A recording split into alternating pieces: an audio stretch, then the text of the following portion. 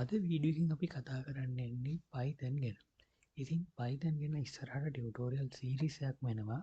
අද පළවෙනි වීඩියෝ එකෙන් අපි කතා කරමු Python වලට අදාළ ඉන්ස්ටලේෂන්ස් ටික කොහොමද කරගන්නේ කියලා.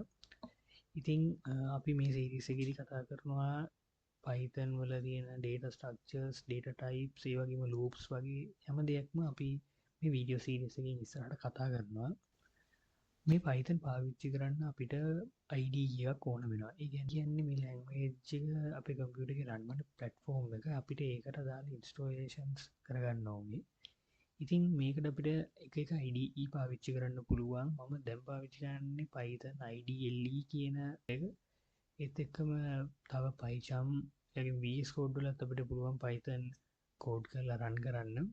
ඉතින් මේ මොන එඩිටර් එක ඉන්ටර්ප්‍රිටර් එක පාවිච්චි කරත් අපි අන්තිමට එකම ප්‍රෝග්‍රෑම් එක තමයි පාවිච්චි කරන්නේ.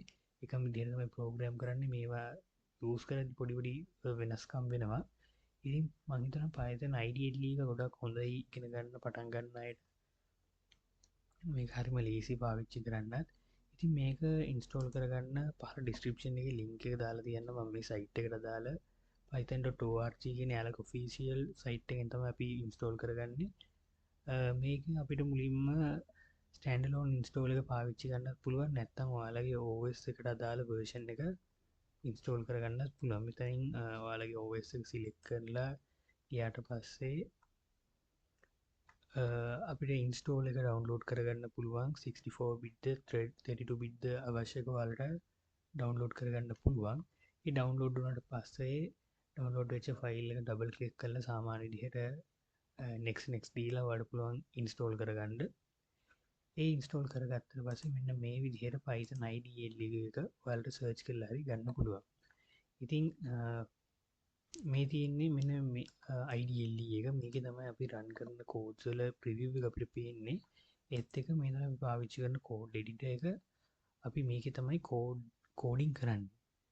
මේකේ කරලා රන් කරාට පස්සේ අපිට මෙතන IDLE එකේ අවුට්පුට් එක බලා ගන්න පුළුවන්.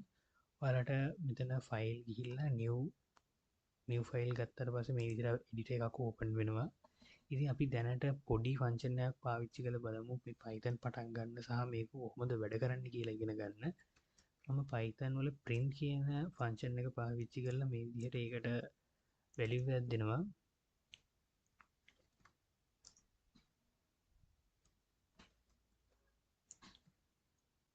මේ තියෙන්නේ එතකොට අපි Python වල මොකක් හරි output එකක් ගන්න පාවිච්චි කරන ෆන්ක්ෂන් එකක්. අපිට පුළුවන් මේක සේව් කරලා ඉන්න මුලින්ම. ඉතින් මේ ෆන්ක්ෂන්ස් ගැන අපි ඉස්සරහට වැඩිදුරටත් කතා කරමු.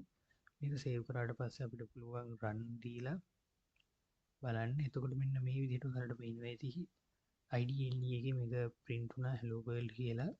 ඉතින් ඔය වගේ ඉස්සරහට අපිට මේ Python වලින් ගොඩක් දේවල් කරන්න පුළුවන්. වීඩියෝ සීරීස් එකත් එක දිගට වැඳිලා ඉන්න අපි මේ වගේ Python ගැන ගොඩක් දේවල් ඉස්සරහට ඉගෙන ගමු.